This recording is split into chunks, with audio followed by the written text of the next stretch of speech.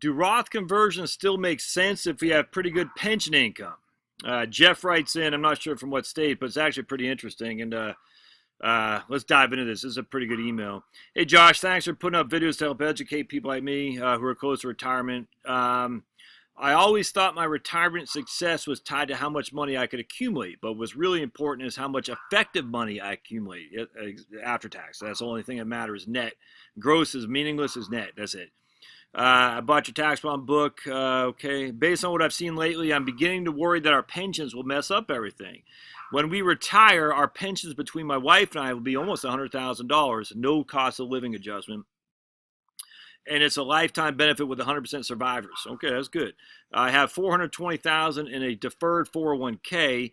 My plan was to convert that to a Roth when we retired so the kids could inherit the money tax-free. I had planned on reducing our spending at 62 when we retire and using the difference to pay the tax on the 401k conversions, dipping into the 401k funds if needed by filling up our tax brackets. Let's see. Does a Roth conversion still make sense since we'll earn so much out of the pension? Again, $100,000. So they're going to be well within the 22% tax bracket. Yeah, I mean, $298,000, pretty. I mean, basically, if they do a conversion, it'll be at 22%. I'm beginning to see we have no hope for avoiding tax penalties on Social Security benefits and Medicare, Medicaid, widow tax trap, etc. There seems to be no way to control the cash flow for the pension to avoid paying into the 22% tax bracket. Okay, so a couple things going on here. The pension seems a lot mean to taxes. All right, so there is no way to avoid paying Social Security taxes at 85%. 85% of your Social Security, what's this guy's name, Jeff, is going to be subject to income tax. There's no getting around that. The pension eliminates that without question. But you're still lots you could do to avoid the Medicare, and not Medicaid. Remember, Medicaid's for poor people. It's always Medicare. So you got to get Medicaid out of everybody's vernacular. We're not talking Medicaid. Please understand, Medicaid is for poor people. We're not talking Medicare. Look, it took me a long time to figure this stuff out too, but it's not Medicaid, it's Medicare. We just got to make sure we're identifying it correctly, because when you start saying Medicaid, that means you got no money. All right, so Medicare, easy to do Roth conversions still to avoid the Medicare surtax without question.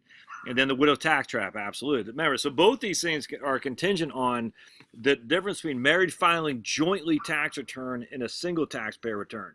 So the widow's tax trap and the Medicare surtax are basically saying, look, at the end of the day, we're losing one standard deduction from going from married filing jointly to a single taxpayer. All right, so the widow's tax trap and the Medicare surtax, we only have one standard deduction, and our tax brackets increase by half, by double is what happens. Because remember, $19,000 is what it takes to be in the 10% tax bracket for married filing jointly. $10,000 is what it takes to still be in the 10% tax bracket for, oops, I got to sneeze, hold on a second. The pollen out here will eat you alive, so just sneeze. Excuse me. All right, so $19,000 is you're still in the 10% tax bracket for married filing jointly. $10,000, you're still in the 10% tax bracket for single payer.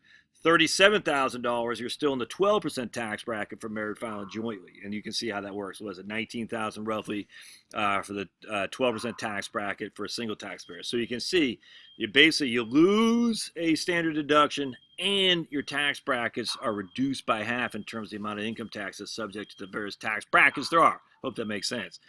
So nothing you can do about Social Security. That's if you got a pension, you're going to pay taxes on 85% of your Social Security. But man, of the three things, the Social Security plus the widow's tax trap plus the Medicare surtax, man, you still got time. Absolutely. You should be taking advantage of your married filing jointly status. Absolutely.